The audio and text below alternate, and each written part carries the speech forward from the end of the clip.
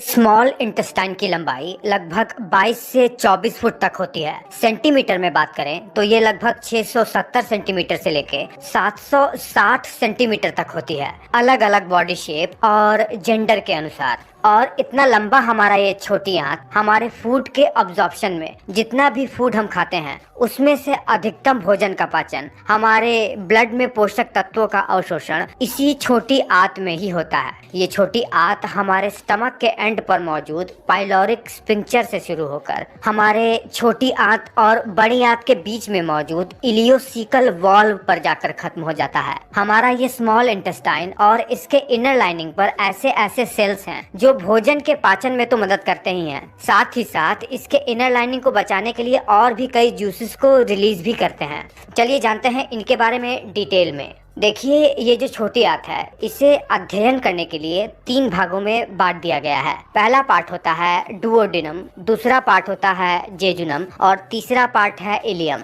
देखिए, जहां हमारा स्टमक एंड होता है ठीक यहाँ पर इस पाइलोरिक स्फिंक्टर से ठीक इसी स्टमक का कंटिन्यूएशन आगे हमारे छोटी आंत का डुओडेनम कहलाता है, जो कि लगभग 25 से 30 सेंटीमीटर तक लंबा होता है। और इसी डुओडेनम में ही आकर जुड़ जाता है हमारे पैनक्रियाज और लीवर से आने वाले डक्ट, जिसे हेपेटो पैनक्रियाटिक डक्ट कहते हैं, जहाँ से बाइल जूस और पैनक्रियाटिक जूस हमारे इस डुओडेनम में आकर हमारे भोजन में मिलता है। दरअसल हमारे लिवर और पैनक्रियाज से आने वाले डक्ट दोनों ही कंबाइन होकर एक सिंगल डक्ट बना लेते हैं, जैसा अभी आप इस वीडियो में देख पा रहे हो। ये बाइल जूस क्या करता है, ये फैट को फैटी एसिड में तोड़ता है और ये पैनक्रियाटिक जूस एक एल्केलाइन जूस होता है जो कि फैट, शुगर और स्टार्च को ब्रेक डाउन करता है। उसके बाद हमारे छोटी आंत का दूसरा पार्ट शुरू हो जाता है जिसे जेजुनम कहते हैं। देखिए, हमारे डुओडेनम और जेजुनम के बीच में ये लिगामेंट होता है। ये लिगामेंट ही जेजुनम और डुओडेनम को सेपरेट करता है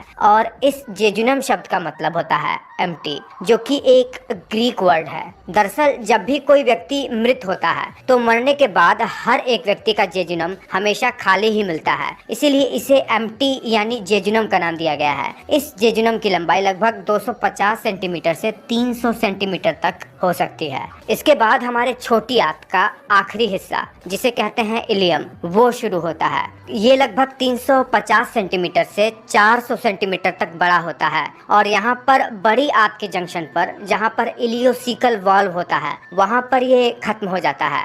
अब देखिए, इलियम और जेजुनम के बीच में कोई डीमार्केशन तो होता नहीं है, बस इलियम की शुरुआत वहाँ से हो जाती है जहाँ पर छोटी आंत की दीवार थोड़ी मोटी होने लगती है और डायामीटर कम होने लगता है। इसका मेन फंक्शन विटामिन B12 और बाइल सॉल्ट को अब्सॉर्ब करना होता है।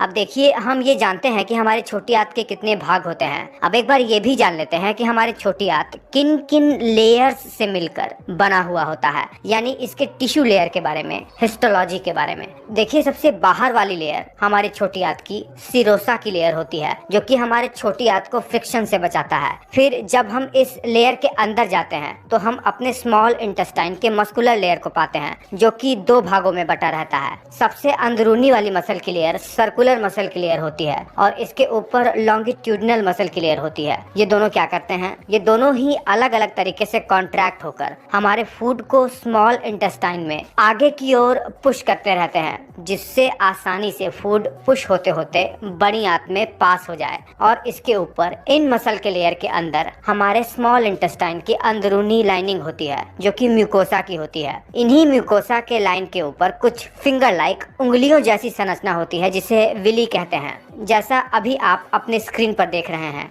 ठीक वैसे ही ये विलीज होती है। स्क्रीन पर देख रहे हैं, ठीक वैसे ही ये विलीज होती हैं। देखिए, ये जो विली होती है हमारे स्मॉल इंटेस्टाइन के इनर लाइनिंग पर, इसके ऊपर भी कुछ छोटी छोटी माइक्रो विली होती है। जब हम इन विली को जूम करके देखेंगे तो हम अपने इन्हीं विली के ऊपर इन माइक्रो विली को देख पाएंगे। ये है माइक्रो विली और इन विली के बीच में एक गड्ढा सा जो आप देख रहे हैं, इन्हें कहते हैं क्रिप्ट्स। देखिए, ये जो क्रिप्ट्स होते हैं इसके अंदर हमारे पाचन के लिए महत्वपूर्ण एंजाइम और हार्मोन को रिलीज करने वाले इंटेस्टिनल ग्लैंड पाए जाते हैं। ये सेल्स ही काम के फ्लूइड को रिलीज करते हैं। इन क्रिप्ट्स में पाया जाता है हमारा पेनेट सेल। ये हमारे पेट में आने वाले किसी भी बैक्टीरिया और वायरस को मारने के लिए एंटी माइक्रोबियल फ्लूइड को रिलीज करता है और स्मॉल इंटेस्टाइन के स्टेम सेल को प्रोटेक्ट भी करता है, जो कि हमारे स्मॉल इंटेस्टाइन में सेल्स को बढ़ाते रहते हैं। हमारे स्मॉल इंटेस्टाइन का एक और सेल एंटेरो एंडोक्राइन सेल भी इसी में पाया जाता है, जिसमें कई प्रकार के सेल्स होते हैं, जिसमें कई तरीके के हार्मोन और एंजाइम रिलीज होते हैं। जैसे एंटेरो एंडोक्राइन सेल में ही एक सेल होता है आई सेल, जो कि कोलेसिस्टोकिनिन नाम के हार्मोन को रिलीज करता है, जो गॉल ब्लैडर और पैनक्रियास को स्टिमुलेट करता है पैनक्रियाटिक जूस और बाइल जूस रिलीज करने के लिए। ठीक इसी तरह इसमें पाए जाने वाले एस सेल से सिक्रेटिन रिलीज होता है, जो कि डुओडेनम में वाटर और आयंस को बैलेंस करता है। अब देखिए, इन विली के ऊपर भी दो सेल्स पाई जाती हैं, जो कि हमारे फूड के डाइजेशन में बहुत इंपॉर्टेंट रोल प्ले करते हैं। जैसे इसमें पाई जाती है एक अब्जॉर्प्टिव सेल, जो कि भोजन को शरीर में अवशोषित करता है, उन्हें अब्जॉर्ब करता है। और दूसरा ये है गॉबलेट सेल, जो कि म्यूकस रिलीज करता है हमारे स्मॉल इंटेस्टाइन के इनर लाइनिंग को बचाने के लिए। और ठीक यहाँ पर जहाँ पर छोटी आंत बड़ी आंत से मिलती है, यहाँ पर एक वाल्व होता है जिसे इलियोसिकल वाल्व कहते हैं। यहाँ पर आते ही हमारी छोटी आंत खत्म हो जाती है और हमारी बड़ी आंत शुरू हो जाती है।